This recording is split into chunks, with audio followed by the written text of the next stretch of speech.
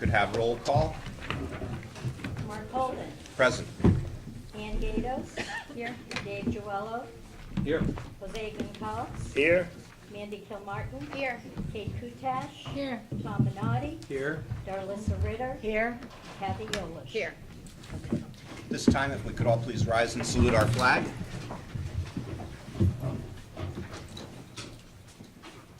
I pledge allegiance to the flag of the United States of America and to the republic for which it stands, one nation under God, indivisible, with liberty and justice for all. Thank you. Please be seated.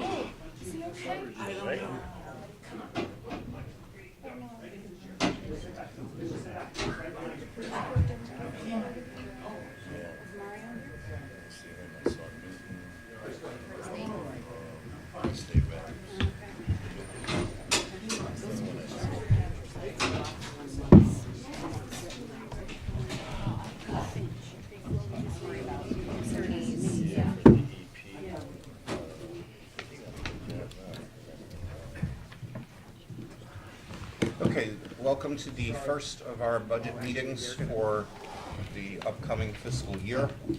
We are doing things a little bit differently this year. Instead of having an evening dedicated to public hearing, we are going to have public comments at the start and then again at the end of each of our meetings. That will allow anybody who is in the audience who might develop a question during the course of the evening to make a comment about it. At this time, I would entertain a motion to approve the agenda. So moved, Mr. Chairman. Second. Motion has been made and seconded. Any discussion? Sensing none. All in favor, aye. Aye. Any opposed? Motion carries. Public hearing. Would anybody care to address the board? Would anybody care to address the board? Would anybody care to address the board? Okay, sensing none, we will move on. And we'll get into budget discussion with a review of the 3-year history of expenditures. And at this time, I'm going to move to a seat that doesn't have the light right in my eyes. A good screen. Hi, guys. All right, thank you, Mr. Chair. So this is the beginning, needless to say, workshop number 1, and this is designed to be an overview. Obviously, an overview always runs into the potential problem of being unnecessary for many that are used to all of the details, but also useful for members of the public that might be learning about our process. So we're going to do an overview, have some discussion, and in the subsequent meetings we have, get into the details, many of which you've been provided with tonight to look over for future discussions in terms of the very specific details that were proposed to us by the administrative leadership team. That team consists of principals, as you know, and program directors, and they, after many years of feeling underfunded in relationship to comparable districts, have asked for some additional materials, and in some cases, staffing to meet the learning goals of our children.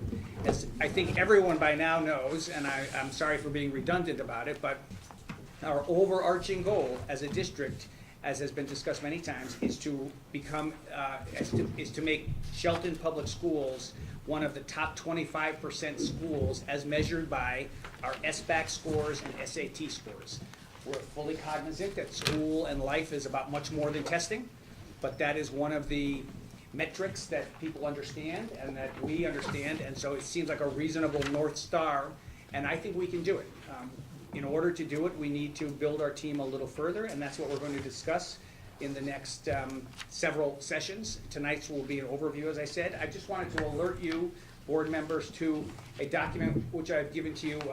Carol Pinozo and I, Carol did the bulk of the work on this, but I've added another sheet looking at how central offices are staffed in different districts in the state, and that's a white piece of paper. Yeah, you have it, Mark. Could you hold yours up just to show all the board members have that?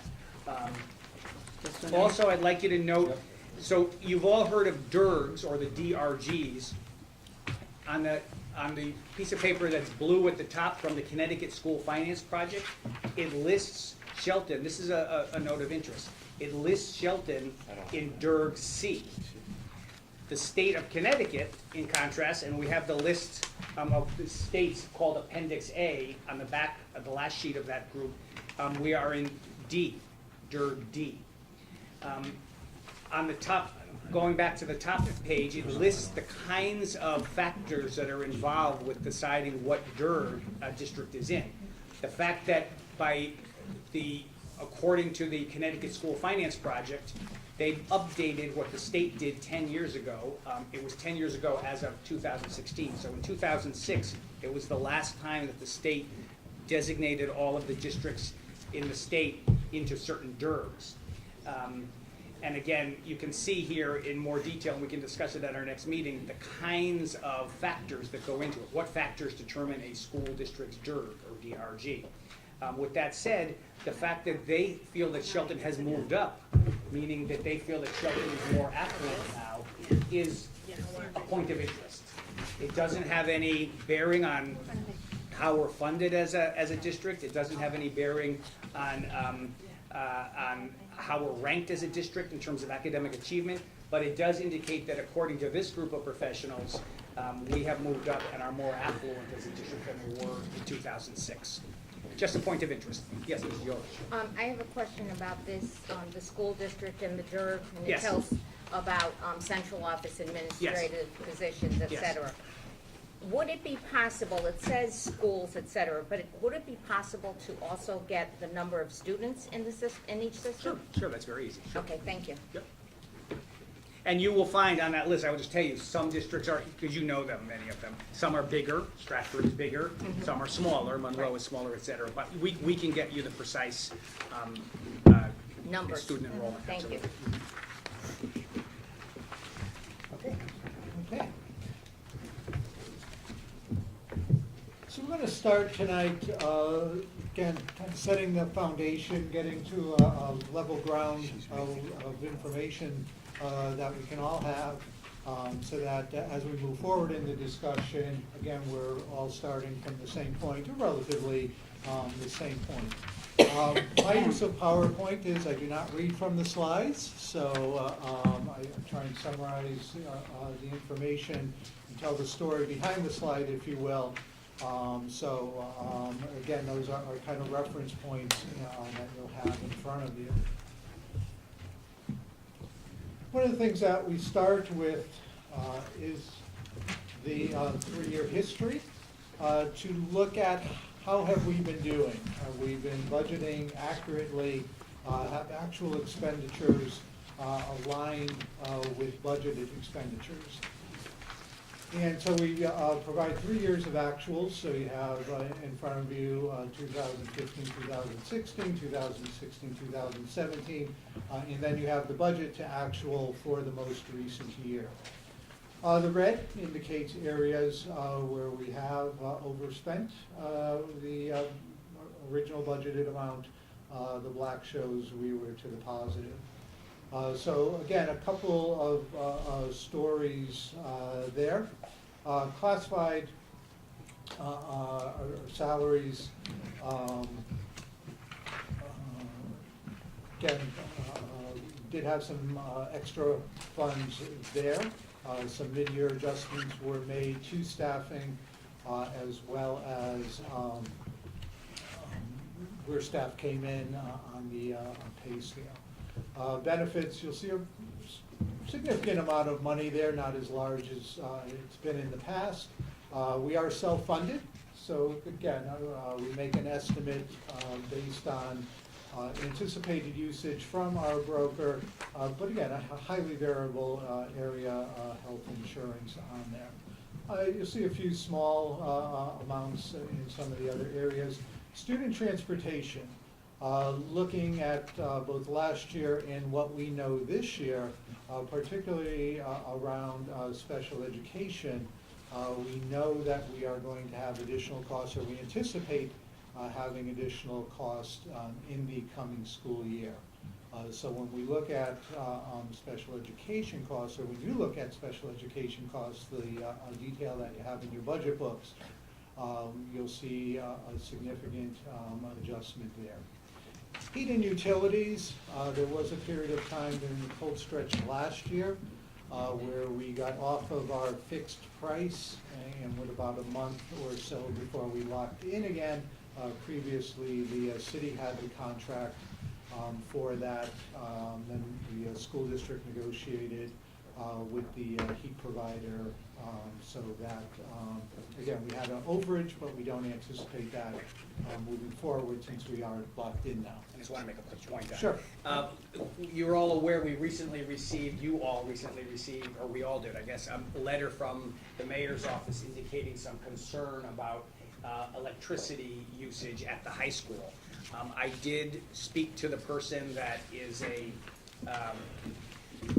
vendor, really, of services regarding fuel cells and other ways to save money. And we had a pretty lengthy conversation, and I expect to hear back from him in the next several weeks. There was no timeline set on that. But he was interested in seeing if we were interested in more energy-saving programs. And it's something that the city typically signs off on, and so I think we'd have to wait and see if there is any interest on the part of the city. But I did follow up. I just wanted you to be aware that there was a call back from me directly to him, Mr. Politis. And just to tag on to that, to fill out the picture, takes money to save money, so we would have to invest in retrofitting the building at a substantial cost. There are, again, there are limited periods when incentive money is available, but it's not as forthcoming as it has been in the past. So again, we would have to rely on the city to upfront some money for the retro fix at the building because, again, return on investment comes over time with some upfront costs involved in that. What type of retrofitting are we talking about? Is it changing lights? Lights. or- Yeah. Exactly. The primary ceiling, motors, lights, those types of things. Support building and equipment, again, an area that's been tight, but the city did help us last year with some of those projects, but John dealt with a lot of issues last year. And frankly, moving forward, we all know deferring maintenance only becomes more expensive. And moving forward, we'll talk about some of the projects that John has suggested and recommended. Support services, mainly in professional and technical services, particularly, again, special education related services. You'll see a significant adjustment in that line when you get the recommended budget next week. And equipment, we were able, because we had some other savings in some other areas, able to purchase some Chromebooks for the schools last year. So bottom line, we ended the year with a surplus, if you will, of a little over $73,000. Mainly that was because we had an encumbrance for $61,000 for a time and attendance system. We did not get to initiate that project by the time the auditors came in, so they took that $61,000 and a couple other small encumbrances that were still open at the end of the year. So there were no other adjustments in the thousands of transactions that we do. Our auditor did not make any adjustments other than closing out some open encumbrances in mid-December. So we feel fully confident in our numbers and the work that was done throughout the year. And I think it bears repeating for members of the public that we are audited every year, and we are audited by a company that's chosen by the city, and the result is that they see that the money is managed quite well. Otherwise, if they didn't see that, they would alert us to that fact. Yeah. Chris, did we get the recent, a copy of the recent audit? Not yet. We haven't received it yet. Okay, so we don't really know where we fare according to this audit. I mean, you feel confident, but, Well, they've given us some verbal, we've had some verbal conversations. The actual document goes first to the city, and then we get our copy, which we will share with you, of course. And we can ask the auditors, as we've done in the past, to come here and present at the board level, if you'd like as well. Yeah. Believe me, they'd be very quick to tell us if there was some dark cloud. There'll be some recommendations around the student activity funds, so you'll see that. There'll be some discussion on who owns some of the revenue that comes in, whether it's city revenue or town revenue. So again, I'm just saying, relative to expenditures, they gave us the final number. They told us what the adjustments were going to be. And like I said, the only adjustments were to open encumbrances as of December 15th. But every other transaction was approved as they tested for those things. So I'm not saying our audit will be without recommendations. I'm saying the numbers that you have in front of you have been audited, and they were the original numbers that we submitted, with the exception of some Okay, anticipated. one other question, Yep. in this, and last line, the 18-19 budget. Haven't we already made some transfers from accounts in any of these areas, or no? No, we showed the transfers that we made. They were all within the 12 families that you Mhm. see there. So the policy is if we make the transfers within the families, if you Mhm. will, we don't need board approval for those. If we have any No, I was just emergency expenditures. recalling some of the past finance meetings, and I thought we did transfer some money. Between No. Yeah, not between families, within the Okay, families. within families, Yeah. okay, thank you. Okay. Not to say we won't, but we will get them. Okay, so some of the strategic principles, this truly is a zero-based budget. About 30 some odd people participated in this, and they were given a blank slate of documents to begin filling. No numbers were carried forward. There was no undue influence from district administration. So I think your principals, your curriculum directors, leaders in the buildings, program directors will tell you. It was a very different process. They were not given any number. So again, we can say with confidence, this was zero-based, as well as the input. That again, you have the detail as it was submitted by the author of that part of the budget. So you can see what was submitted. Oftentimes, I know when I was a superintendent, before it got to the board, if it was a 2.9% budget, they thought those were all the requests. No, Chris and his team will sit down over the next couple of days, review all of the requests, and then the superintendent will make his recommended budget last week. But we wanted you to have all of the detail. I think it'll be especially important so that you can see what will not be funded unless we're prepared to fund a budget that is substantially higher in terms of an annual increase than what the city has supported over the last couple of years. So you will know exactly what is coming out of the budget to arrive at a number. And could you just very concisely tell us what a zero-based budget? I mean, I think I have a different concept than maybe other people have. Can you just explain that? Zero-based budget is we did not automatically carry forward any numbers that were in the budget. So if there was $5,000 for supplies, we didn't say, well, we'll bring that up, we'll increase it by 2%, and that'll automatically become the budget for 2019. Okay, I We thought used to that, do a rollover budget, and there is no rollover budget. no, but there are some items that, you do roll over and you have to make adjustments to Well, it. it's real clear we're gonna need a principal in every building.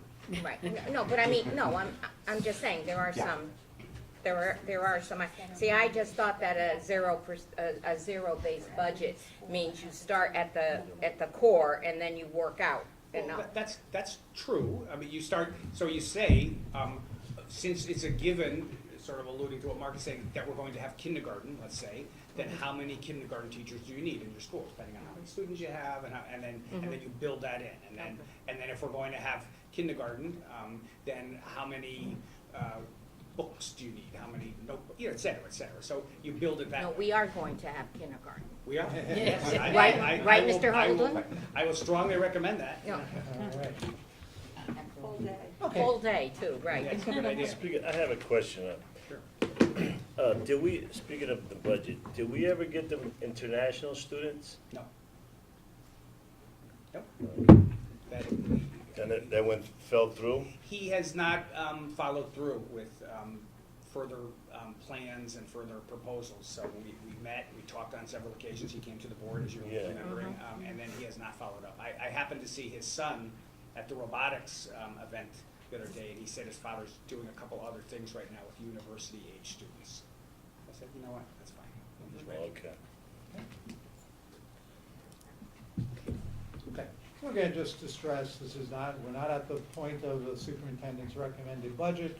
Things the documents you have in your binders are as requested by the principals, curriculum leaders, program directors, and so on and so forth.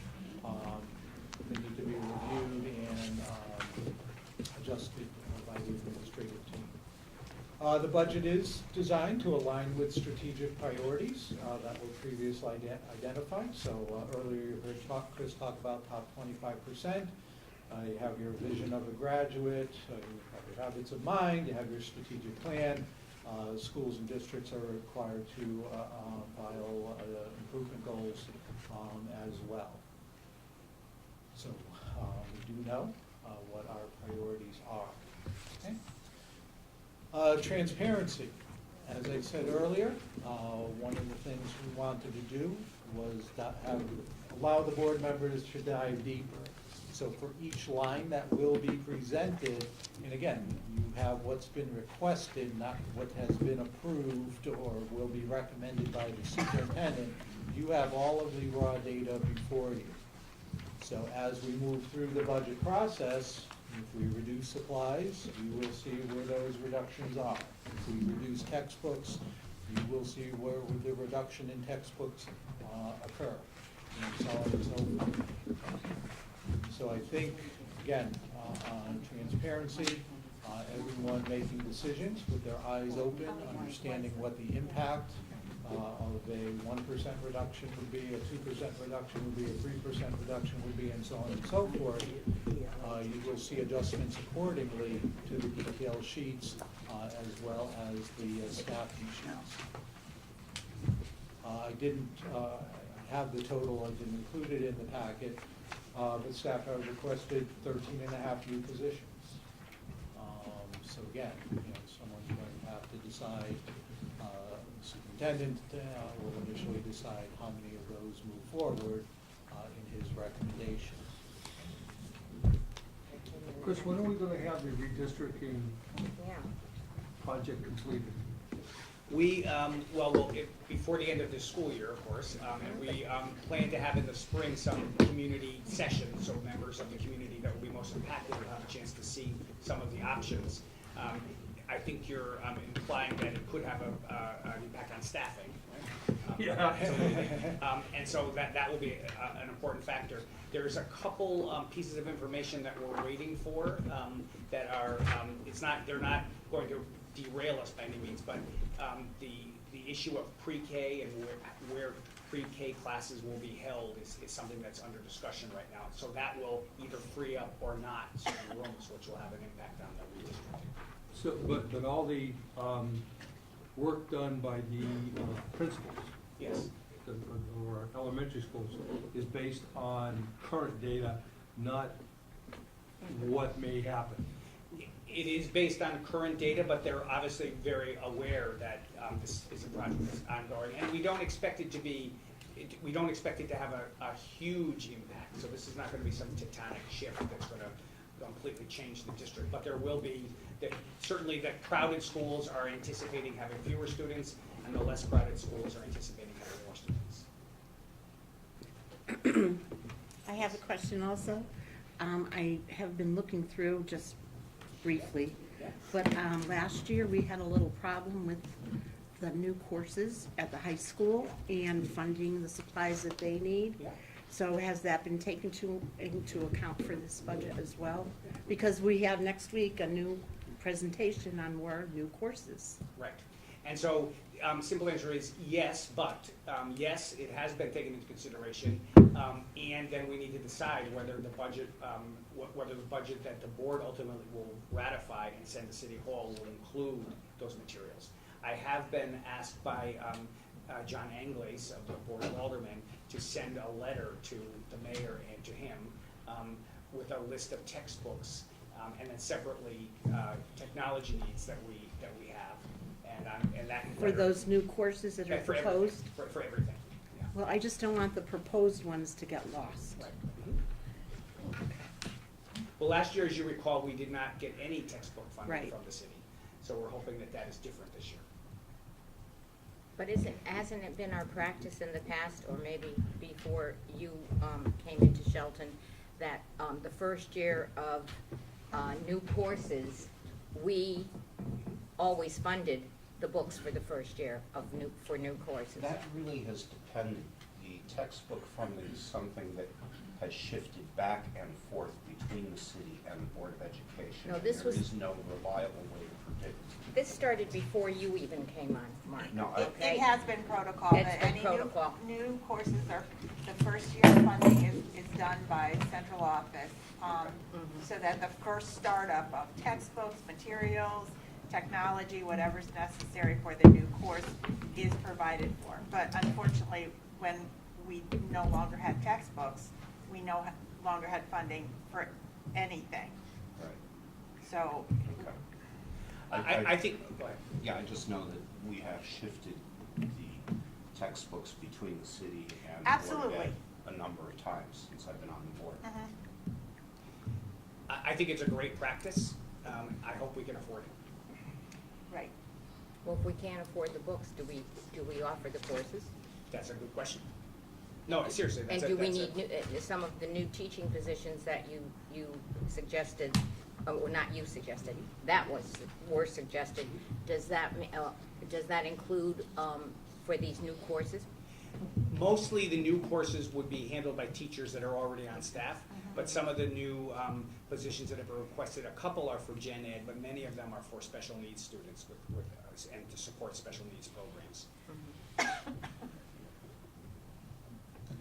I'd be remiss if I were not to give credit to Kathy Hudak for putting together the binders.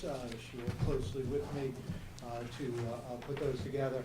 You also have in your binders a couple pages for notes, so you can keep things together as well. So thank you to Kathy.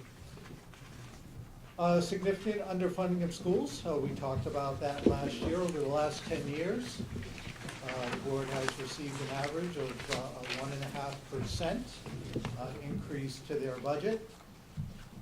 Less than 40% of what they requested over the last 10 years has been funded.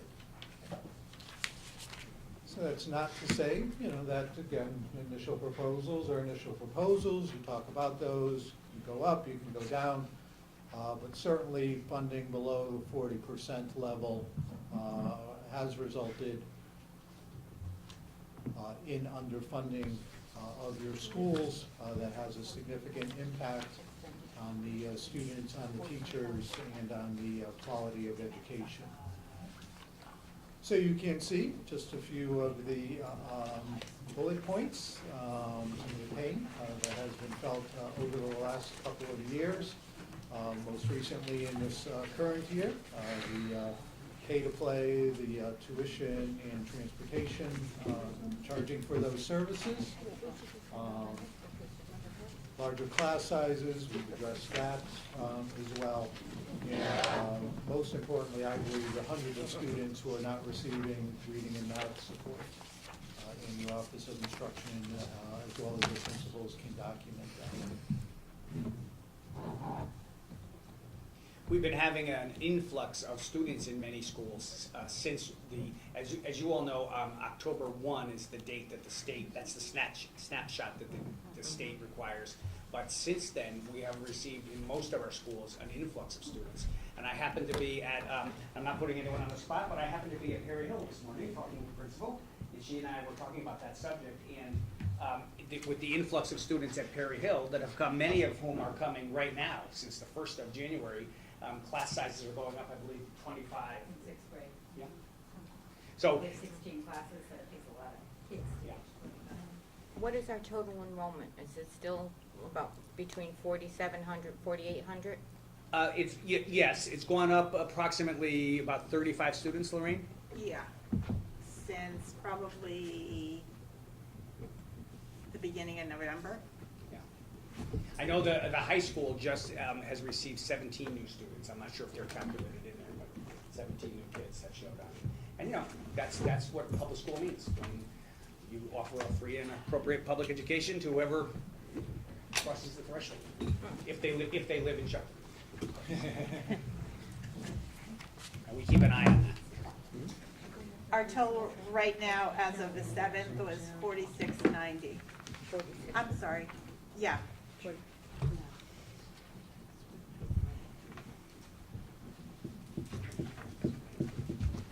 There are opinions out there that somehow money doesn't matter to education. We showed you the $16 million that has been cut over the last 10 years from the school district budget. Well, again, there can always be discussions on whether or not money is being used wisely or not. You can't do either. You can't spend it poorly, you can't spend it wisely if you don't have it all. If you don't have it at all. I think, again, through our audits, through other fiscal measures that we've taken to save money in some key areas, to do things differently, we have shown that we've used resources wisely, but money that we don't have, obviously, we can't spend either way. So we know there are needs out there. You can talk to your principals. You can talk to your principals. You don't need to take my word for it. But we know that there are sidewalks that have caused personal injury. We know that there's furniture and equipment that breaks on a regular basis. So there are many examples. Ed, can we have those Certainly. statistics, please? Yeah, you'll see some of that in the detail where the principals talk about, this is a hazard, 2 ankles were broken, or students seats break under the students, and so on and so forth. So, but yeah, we'll highlight, and you'll have the opportunity, Chris has scheduled the principals and program directors to be available to address board questions.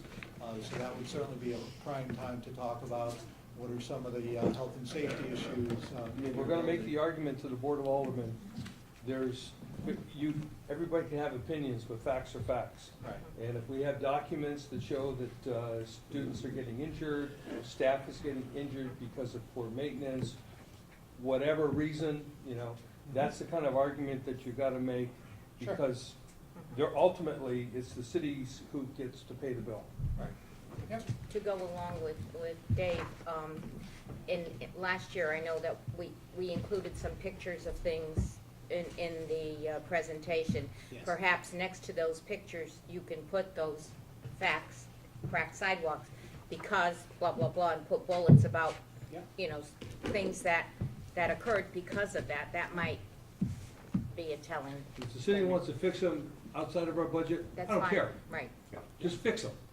Well, and the parking lots and sidewalks are part of the city's responsibility, as you know, and they know.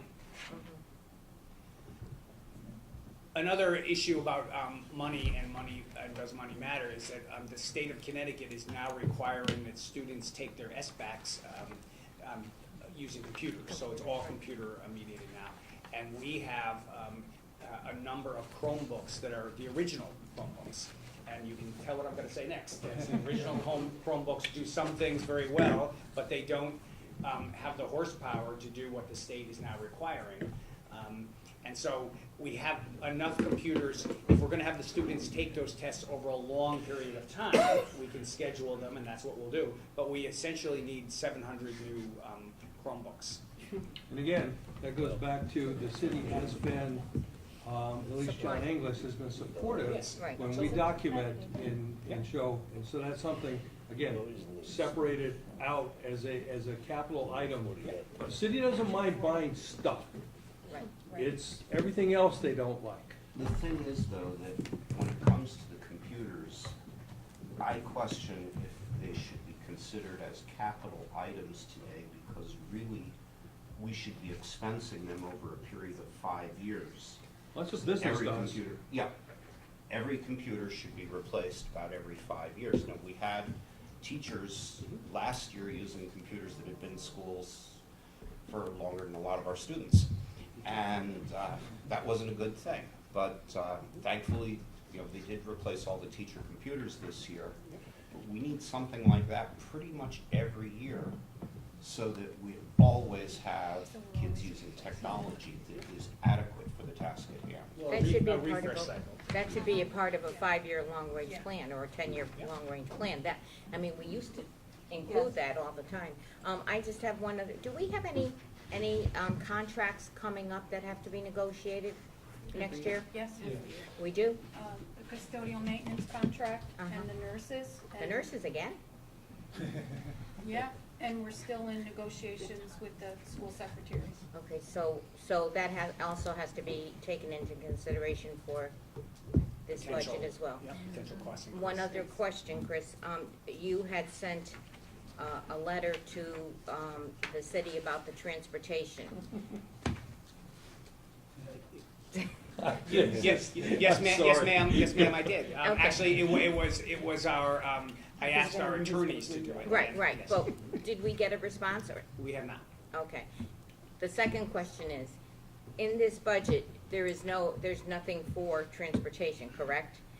Yeah, transportation, you will see in that Is section, blank. there's a TBD, to be determined. Okay. Including Unknown. TBD for Placeholder. propane, Kathy. Including, Including to be determined propane. Okay. all right, because I haven't looked through the book yet, but, Yeah. Yeah, the Would book you- again is meant to, would for you to take home, obviously, it's a lot of information in there. And Alyssa frankly, can't wait, she's gotta get in. Yeah, there. no, and I think you'll find it's very well organized, and it's done differently than it was last year. And I think you'll find that the formatting is put together in a way that it makes it clearer for you as board members.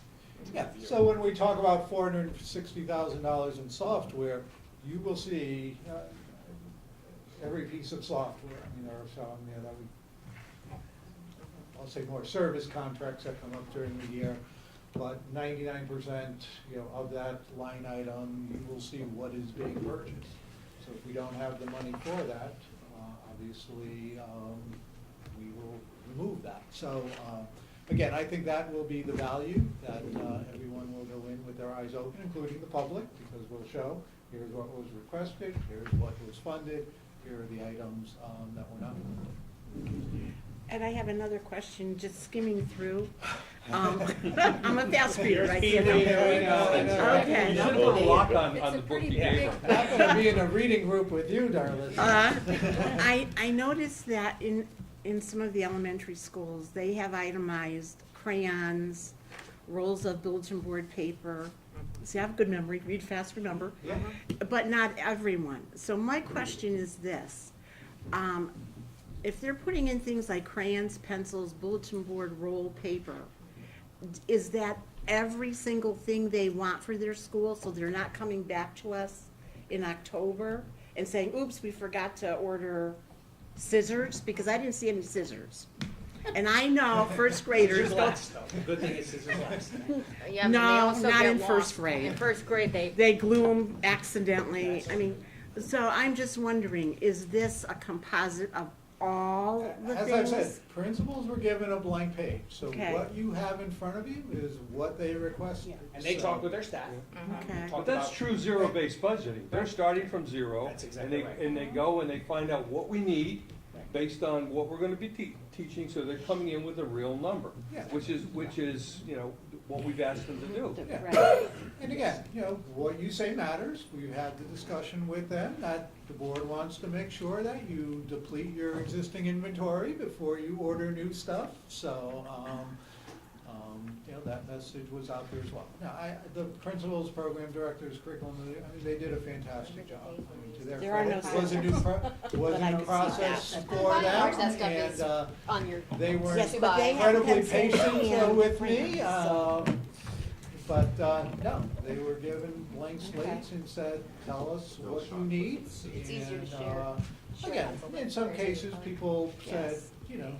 office supplies, and, you know, it's hard to Okay. predict whether a pair of scissors will break or, you know, whatever the case might be, Well, so. like I said, Yeah. I didn't really read, I Yeah. read fast. I think you'll. But I did look, and I noticed it jumped out at me, especially Elizabeth No Shelton scissors. School.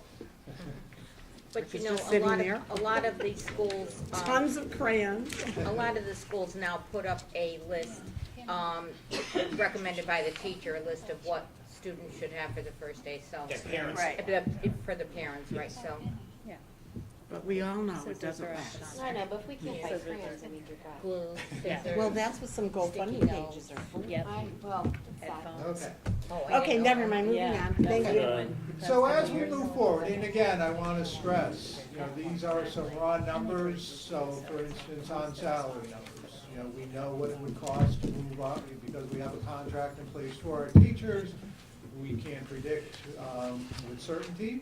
We know, you know, who's going to be moving on the salary scale, and same with administrators.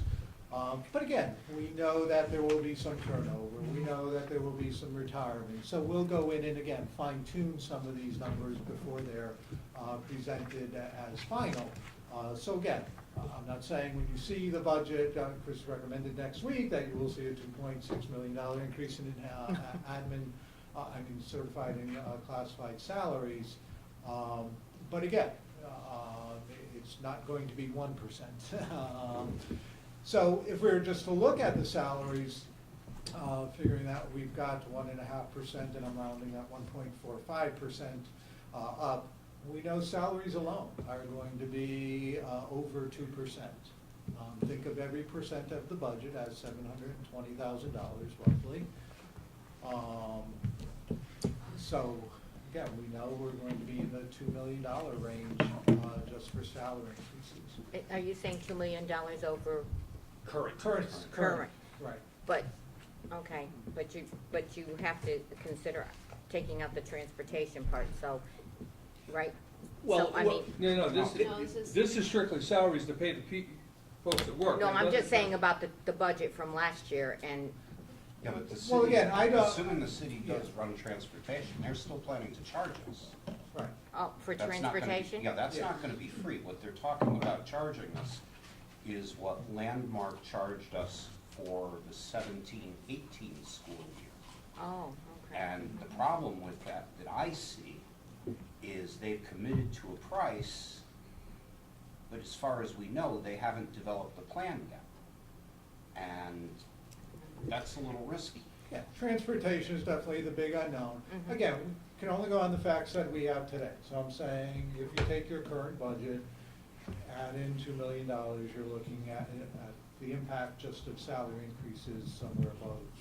The national average is 3.2%. Chris, when you give us your recommended budget, are you also going to, show us like, last year, the bare budget, what we need, or are you gonna wait for that?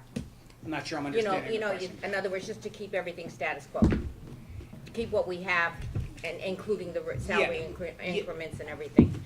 Yes, simple answer would be yes. What I'd like to do, what I consider to be the superintendent's recommended budget is based on a series of conversations. So it's not just something that I come up with, you know, at midnight and come and bring it in. It's something come that, on. based on our conversations, based on public input, and then come up with something that I think is reasonable that you can support. So, I mean, it's based on that. So you would see what bare bones, what just continuing all of the current programs, what that would cost. Status quo, right. Yeah, but it would, as you can see, this is a person-centric, if I can say, a professional operation that is made up of mostly people, and people that are paid professional salaries that go up, you know, in accord with what is the national average, a little less than the national average, actually.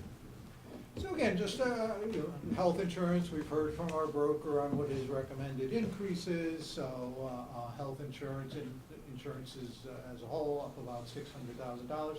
So again, those are just some guidelines looking at 1, 2, 3, 4, 5 items that could substantially impact your budget well above what you've got in the past. So mainly, again, what that is saying, and to reiterate what Chris said, I probably should have said earlier, part of tonight is for Chris to hear your input on this budget. And again, what level of funding do you feel that you can support and that you think is realistic, I think, at the city? As you've been through in the last year, certainly making cuts in May and June is a lot more reactive than making them early on in the process. So again, these numbers will certainly change. They're just set there as a guideline. I want to stress the preliminary data to illustrate the challenges ahead. There are going to be a few major areas with some major increases that are going to take you well above the 1.5% average increase that you've gotten over the last 10 years. So certainly strategy comes into that, prioritizing comes into that, and as well as obviously the impact on students as well. So I will stop there and open it up. I don't know, Chris, if you want any concluding remarks before opening it up to the board and the public? Well, just that at the next meeting on the 16th, I've asked that and I'll send this to you in an email format, but I've asked that the elementary principals, teaching and learning, and IT be present to take any questions that you may have. And at the meeting on the 30th, I've asked that the secondary principals, special education, and athletics be present to take any questions you might have. And again, I'll send this to you in an email format. Mark, are we looking to vote on a budget on the 30th?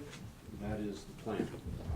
Essentially, it needs to be in, I think, on the 15th, but we also want to allow some time for preparation of the document because there's a lot that needs to go in with the actual, spreadsheets, if you will, and so forth. So allowing for some time, and also not for some bad weather days. No bad weather. Julie, look, one of the things that I noticed was under athletics and student activities and band, we don't actually have any requests for band. So that's something that I'm a little bit concerned about because there has been significant effort to revitalize the band, and we want to make sure that we're Well, they're asking for 4/10 of a person. Right. Yeah. That would be for the high school. Yeah. Yes. And there are some computers that, because we're hoping to start, depending on board approval, an electronic music course, but that wouldn't require instruments in the traditional sense. It's just computers, which are part of the IT budget. I will double check on that, Mark, just to make sure that everyone who needs to have input on that. Well, I know there's some equipment issues that they're having. It's not huge, but stuff breaks. So. Yeah. Oh, okay, so we have one in the.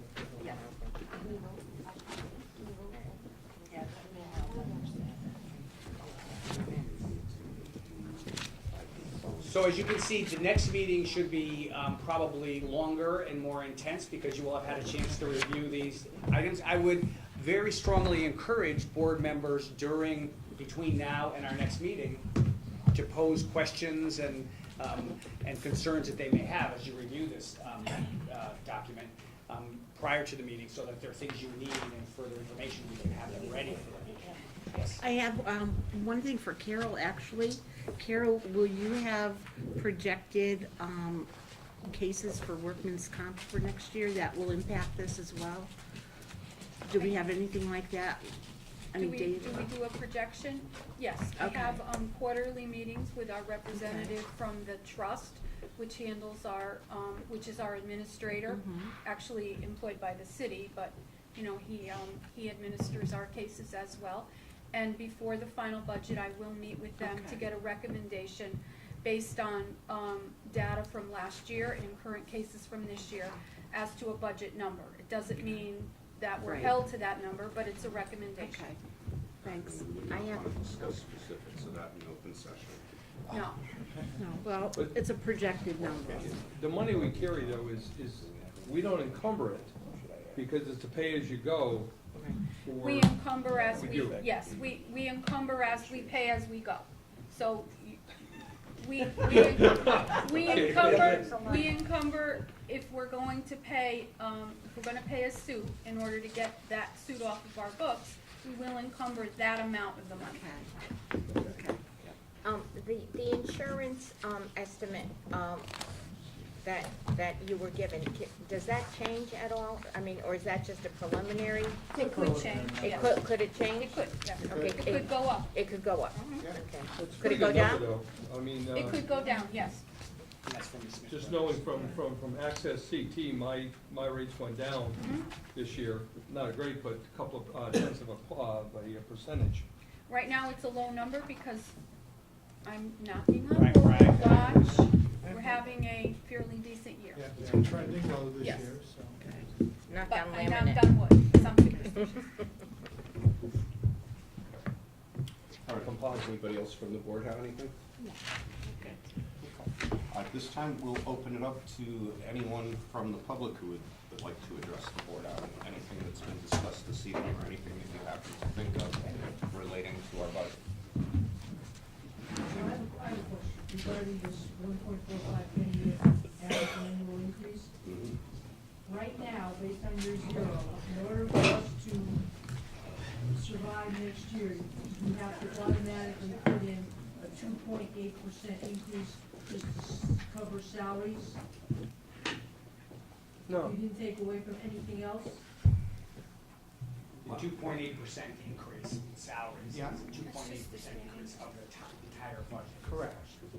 Yes. So, in order to fund that, which of course I'm in favor of, you would have to either increase it by 2.8% or cut something else 2.8%. Correct. Well, Yeah, basically. cut something else to make up to. No, I understand that, yeah. But yes. If it's crayons, we're gonna need to cut them off. Gotcha. Yeah. Could we If get you were some, strictly, and again, I mean, that number will change, we'll fine tune it based on, you know, some assumptions, if you will. And again, you know, the board will be clear what our assumptions are, so that again, there's no, well, this happened. You know, I want you to be comfortable with the assumptions that we make. You know, we're talking, one of the things that Carol and I talked about was breaking out the long-term subs.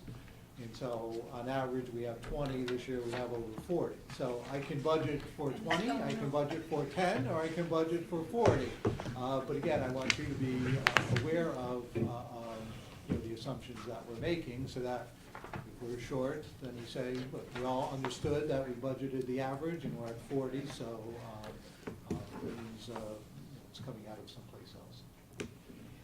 could we put together, looking at the, that slide that shows the 1.45% increase Yeah? versus what we're gonna need to tread water? It's sort of like a punch in the gut. It would be helpful to see Like a graphic? simultaneously the balance of that. Where do we intend to save? What percent of the budget? So we're not gonna take our flat budget from last year and say, okay, we automatically need a 5% increase to make all these things happen, but we need 5% to make these things happen, but we can save here. Do you know, to see that? Well, Balance. what we anticipated, What do you we think? can, in addition to what you're suggesting, Mindy, we anticipate, next session having, what we've done in the past, you've seen it, having a spreadsheet on the screen live, so that we can look at different scenarios. So we would say, Yes. let's say 5% is a number that is untenable, which Right. of course I think we agree it is, then, well, if we were to reduce it X amount by doing X, Y, or Z, we can see what we'll do live. So we can say, well, if we reduce this, then this, it would be, 4.2, or 3.8, or 2.1, or our whatever. budget is more than just what the city has given us because of our added revenues that we've gotten the parents to provide willingly or unwillingly. And that should be factored into what our budget, our actual budget is for this year. Yep, that's a good point, Dave. But, but it's not a huge amount. The No, other- But yes, But it's- it should be it's helpful. highlighted and yes. The other point that I would make is on the significant underfunding of schools page, actually, one thing is if you look at all of the asks that we've had in there, it's not quite as bad as it appears because some of those things are, we had an assistant principal for the elementary schools a bunch of years that it never got funded. And so we didn't get it this year, so we put it in next year. And so that is some of it, and if we had gotten it, it wouldn't have been in the next year's request. So it's not quite as bad as it looks there, but still the overall is nasty. But this isn't adding any of the proposed, like if high school needed additional staff for new courses, is that figured into this also? Yeah. Yeah, And there's not a lot of new staffing required. Right, I understand that, I go to those meetings, yeah. I think the question you're asking, so that ask is after the board has gone through its cuts, so the superintendent might have recommended something higher. This is what has gone to the town, if you will, the request that has gone to the town. So that number has been, what I'm showing in those slides to draw the inference is, there are going to be significant cuts before anything goes to City Hall. That's not going to be reflected in the ask, if you will. So I would say the number has actually been much higher, and you've lost ground. I remember when the former superintendent left, he said we're getting 40% of what we're asking for. Well, you're below 40% now. We've kind of used that 40% as the threshold. You've gotten significantly lower than that the last couple of years. So the scenario isn't getting any rosier, and again, it's, as you had said, if just to maintain salaries, you're cutting over $1 million from some other area. If you want to just maintain what you have in terms of salaries. And again, it's going to change, but not substantially. But your final number, when you finally, at the end of the month, when you know it's time to do the down and dirty, you are going to be cutting some of the requests by the administrators. No doubt.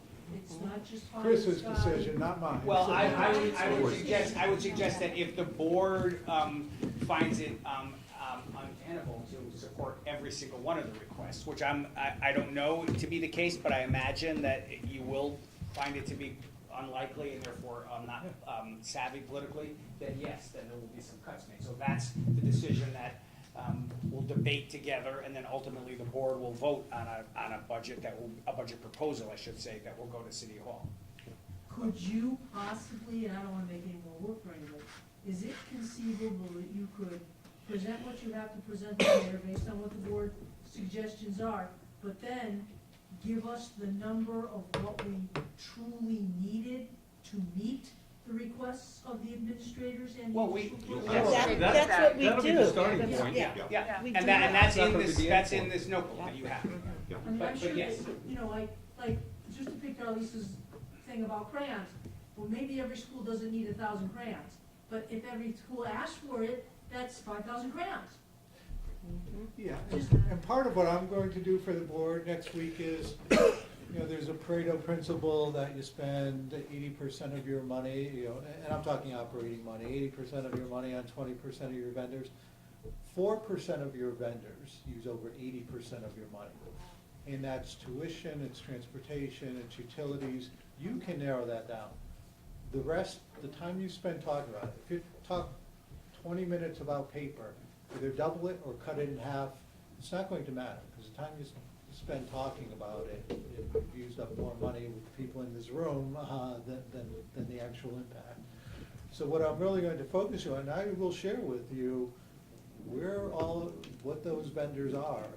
The rest is, I don't want to say it's immaterial in a cavalier way, but you're talking less than a penny. For the rest of the budget, you're probably talking less than a penny. Personnel Penny on the tax is, rate. is the whole nut. That's- Personnel, that's it. tuition, transportation, utilities, things that you can't change basically, because obviously tuition, transportation, you're legally required to do that. Transportation is your biggest expense, Other than salaries. So can we find some cost savings in transportation? There's a lot unknown at this point. I'm hopeful to share with you soon a letter from the city's attorney about their plan and the potential for savings that and at no point has there been any commitment ever to what part of the savings we would see as a school district. So if there were, I've heard different numbers. It's gone up, and I've recently heard the number coming down. But let's say it was $800,000 of savings. Would we see $800,000 in savings? Or would we see an extra $800,000 in revenue into the district? That is very unclear. But we are exploring different ways to provide special education transportation, and we've set up some meetings to explore that. And then also, I would recommend to the board that we should at least explore the idea of Connecticut 2.0, the healthcare partnership. Could we save some money with that? I think it's worth looking into. So you'd have it on the table as a consideration, how much we can conceivably save or not. Do we have to go out for bid for that or no? No, because it's a state program, we do not.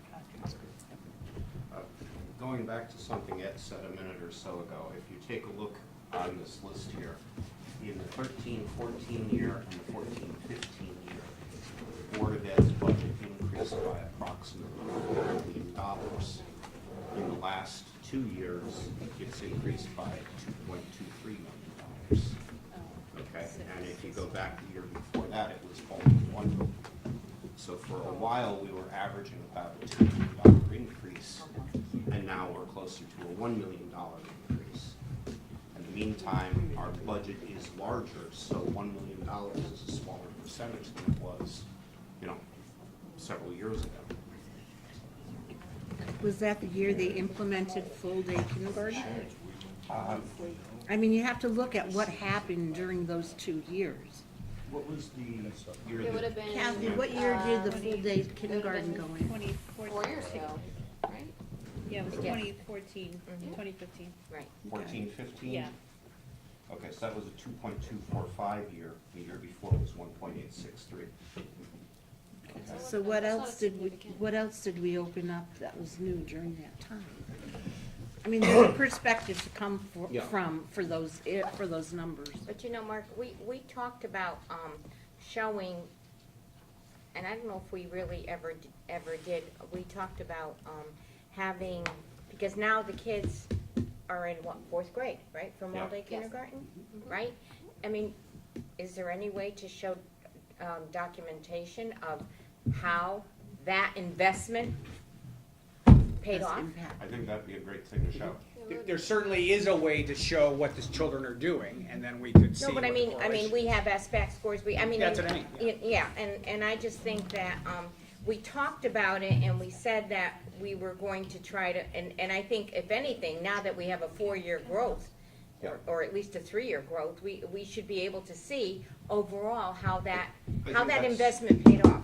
I think that's a good thing, and it speaks to accountability. And that was something actually that Dave, Chris and I had a meeting about this morning. Dave had some great ideas to bring forth in terms of dealing with the accountability issue, and that is certainly something that could be part of it. Well, it goes along with your statement that, you invest money, then,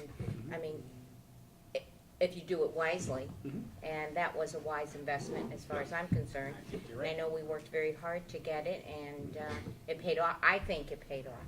And I'm sure the principals of the elementary schools will tell us the same thing, so maybe we could, Pretty soon Perry Hill will be able to tell us it's a good that's thing. right.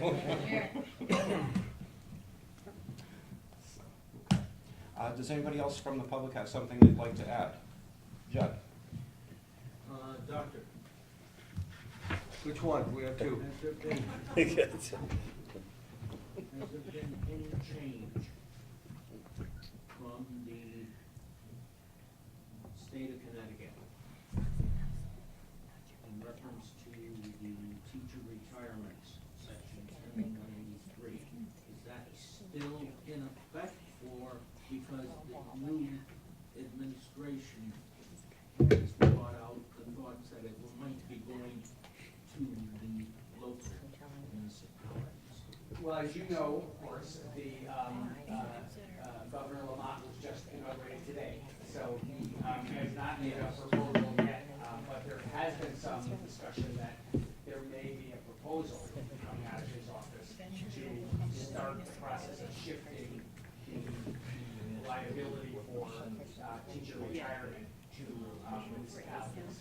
How can that be done when it is under state statutes?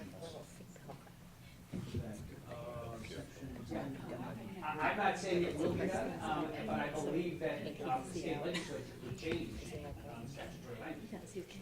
Again, Dave and I were at a legislative breakfast yesterday morning where they were talking about this and warning us that things were heading in that general direction. It may not happen this year, but they think that the state is going to be looking in that direction in the future, and it's something that we need to be concerned about.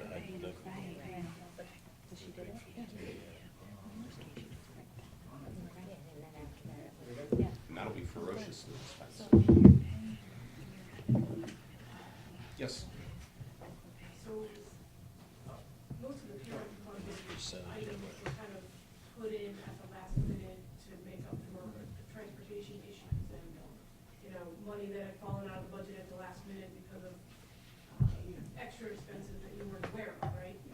So is there gonna be any effort to go away from that again, or the parents just stop from here on out because you're never gonna get that money back in the budget? Could you give an example? I think I know what you mean. Head play but- or the yeah. back of school transportation, which I paid for. Yeah. So, that would be up to the board ultimately, but, it appears to me that if we get, the same level of municipal support that we've gotten in the past, that those things would remain. Now, that would be my recommendation to the board, because if we were to say it's not fair, which is a reasonable, conclusion that, Eric would, draw, then we would have to take it out of something else. I assume we can respond? Yes. Mark? Yep. My thought would be that we would put that money as part of our initial request and eliminate that, understanding that whatever we get back, we're gonna have to make adjustments. So it may come back in, but at least we would start as our base budget that we're going to the city with, that it's not there. That we're gonna fund everything, and we wouldn't be asking the parents to kick in for transportation or pay to participate, whatever. That's where we would start with. Who knows, nobody knows what we're gonna end up with. But that's where we would start, and I think most of the people on the board, Yeah. seeing the heads going up and down, that would be that's our board philosophy.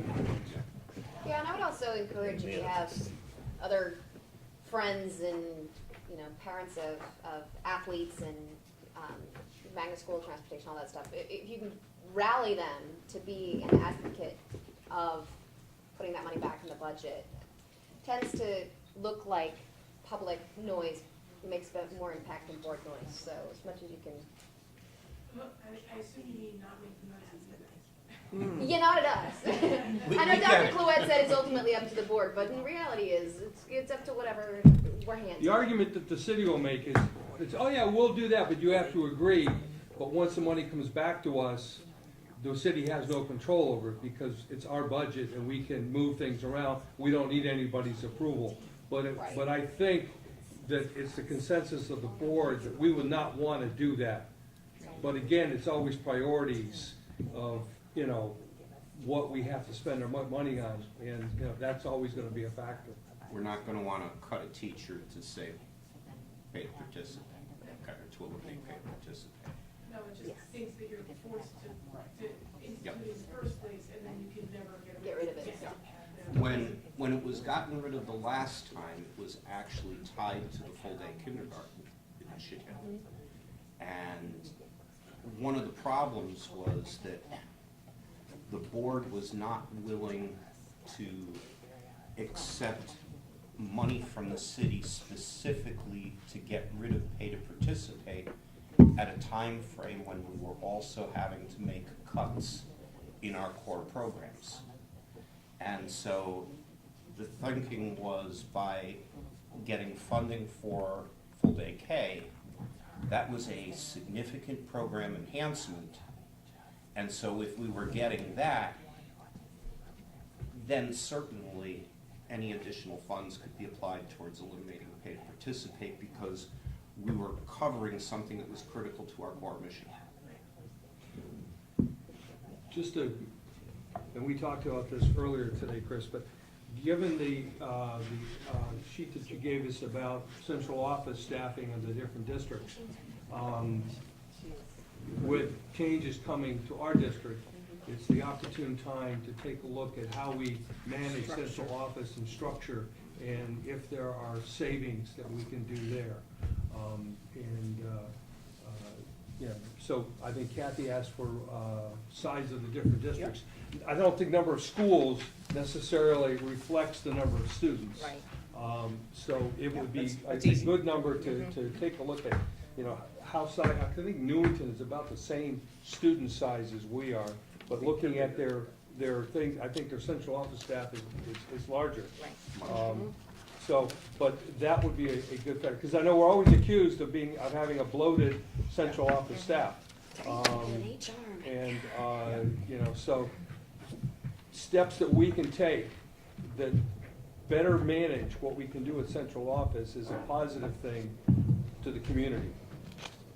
Absolutely. No, we're open to looking at all that. What I would advise against is the idea that every year you can just cut 10% off, and the next year 10% more off, and so you end up with me answering the phone, and I do that already, and I'm willing. And but- then you put on your big S Yes, there you go. costume. Oh, and don't forget And his Diane, cape.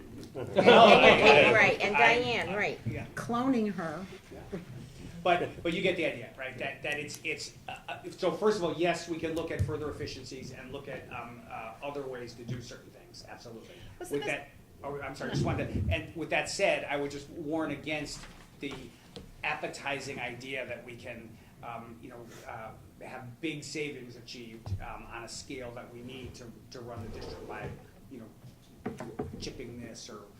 Moving that sort of thing. Well, Let's- nobody really wants to cut anything. We don't want to cut anything, but I think we need to look at showing that we have really truly analyzed each of this, absolutely. each position and how necessary they are. And, we need to, just like I said, show kindergarten, show that investment and how it paid off. So what's the best way to go about that process? What's the best way to get that started? Is that something that we ask you to do? Is that something that we need to form a task force on to sort of dig in and look at the structure of our current central office and? It really would make sense for Chris. For Chris, that would be his leadership. I think team, you. would imagine. I've heard that you want that done, so I will produce some examples of what we do, what other districts do, what alternatives are out there. Maybe some new ideas that I might bring to the table. And Chris, would you also have Vicki and work with Lorraine possibly on that kindergarten information? Yes, absolutely. No, I have it down. Yeah, no, we'll have that. We'll have that for your next meeting. Okay. Anyone else from the public I'm has done. something Let's they'd like go. to say? Anyone else from the public? Sensing that we've run out of questions, the next item on our agenda is adjournment. We are adjourned. Thank you.